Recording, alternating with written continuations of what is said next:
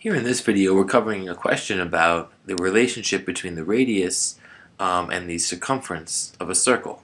And this is a really nice relationship that we often refer to as tau. And what this says is much like pi. Well, pi says what? Well, and this is what I think what many students miss, right? But the idea of pi is that every circle, no matter how large or small, has the same relationship. And that's a constant relationship that we can look at in terms of pi. It says that if we take the diameter of a circle, right, if we look at how long that diameter is, then we take the diameter and multiply it by pi, right? What do we get? Well, we get the circumference. And this is a simple observation and a vital observation, right? It tells us that, hey, a circle is longer around, that's the circumference, than it is across through the center, the diameter. It's my diameter. Let me try to redraw that. Just go through the center, right? And often we can recite this formula and use this formula and not realize what it's saying. It's saying that, hey, if this diameter right here is, let's say, 50 feet, right?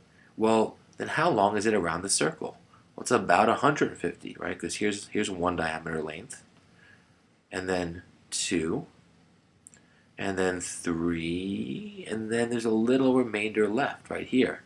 And that's what this distance right here, these 3 and about 0.14159 of a diameter, right, pi diameters, form the circumference. So a circumference is 3 times longer about than a diameter.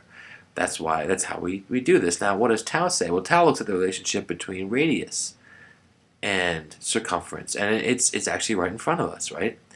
And the key observation is that a diameter, d, all right, equals 2 radiuses. So what does that mean? Well, instead of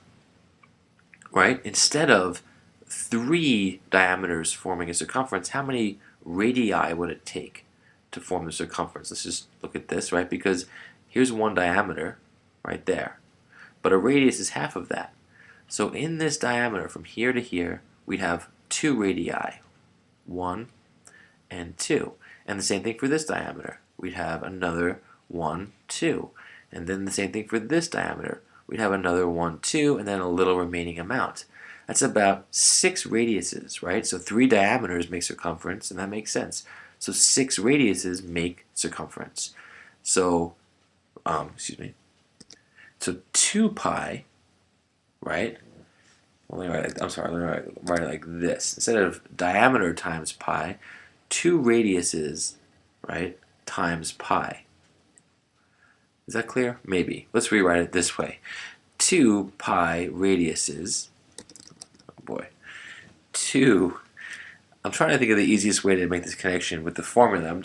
Again, it's 6 radiuses, about 6 radiuses equals circumference. Oh, geez. 6 radiuses equals circumference. It's about, right?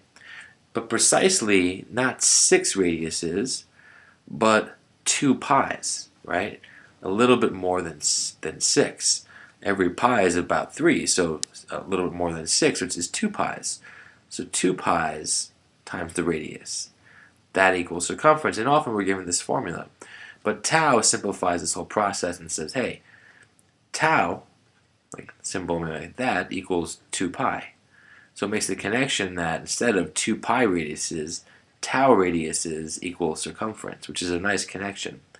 And that just means that about tau is double pi, so it's about 6 radiuses that equal circumference. Now I've gone on a big tangent here to answer this simple question, but I like this question because it plays on a really fundamental relationship, one I hope you think deeply about.